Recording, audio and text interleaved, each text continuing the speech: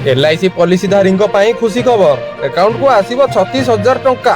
भारतर बृहत्तम बीमा company LIC अनेक लोकों द्वारा विश्वासयोग्य यह एक निरापद विनियोग भाव में विवेचना करा जाए। LIC समय समय ग्राहकों विभिन्न योजना आनी थाए। तेबे आसतु जानिबा एक भल पॉलिसी विषय रे। भारतर बृहत्तम बीमा कंपनी LIC अनेक लोकों द्वारा विश्वासयोग्य यह एक निरापद विनियोग भाव में विवेचना करा जाए। LIC अनेक समय ग्राहकों विभिन्न योजना आनी थाए। एथिमध्यरु गोटे होउची LIC Jeevan Umang policy. Jeevan Umang policy हेउची एक एंडोमेंट पॉलिसी। एही योजना तुमे आय पाइबा सहित सुरक्षा सुविधा मध्य पाइबो। आपण 15, 20, 25 किंबा 30 वर्ष पई एही पॉलिसी रो विनियोग करि परिबे। एही पॉलिसी संबंध संपूर्ण विवरणी आसंतु जानिबा। 100 वर्ष पर्यंत जीवन बीमा। एही पॉलिसी अन्य योजना गुड़िक ठारू भिन्न।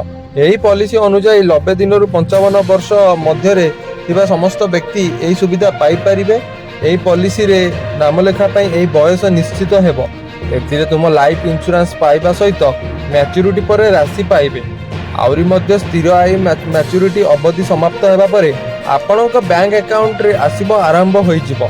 जदि व्यक्ति जनक अधारु मृत्युवरण करंती तेबे तांको परिवार सदस्य एवं निमिनिक 1 लाख टंका दिया जिवो।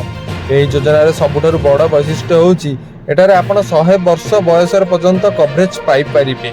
LIC रो एही पॉलिसी माध्यम रे आपण प्रीमियम देय अवधि पर 100 वर्ष पई वार्षिक आयर लाभ पाई परिबे। एथि मध्यरु योजना परिमाण रो 8% आपनको वार्षिक दिया जिवो। जदि तुमर बयस 15 वर्ष तुमे 4.5 लाख बीमा कवर पाइबो। तेणु आपनको 15 वर्ष पई प्रीमियम देबाको पड़िबो। जदि आपण 15 वर्ष पई पूर्ण प्रीमियम देबे आपण 31 वर्ष बयस आपण 36,000 पाइबा आरंभ करिबो। यह 100 वर्ष पई दिया जाए। पॉलिसीधारी मृत्यु पर नामांककारी को 1 लाख टंका प्रदान करा जाए। अन्य एक उदाहरण, जदि जने पॉलिसीधारी 25 वर्ष बयस 5 लाख टंका पाई एक पॉलिसी नियंती, जदि पॉलिसीधारी 30 वर्ष पई प्रीमियम देय प्रदान करंती सेही व्यक्ति को वार्षिक 14,758 टंका देबाको पड़िबो।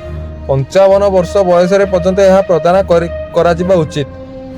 LIC जीवन उमंग पॉलिसी रे पॉलिसीधारी मृत्यु किंबा अक्षमता क्षेत्र में तुम्हें आरोही शब्द अधीन अनुत्तर्भित। जदि पॉलिसी 100 वर्ष बयस पूर्व मरी जाते तेज पूरा राशि नामांकन दिज्व। एथिपाई पॉलिसीधारी सुविधा अनुसार 1 लाख टंका किंबा किस्ती राशि प्रत्याहार करा जाय परिबो।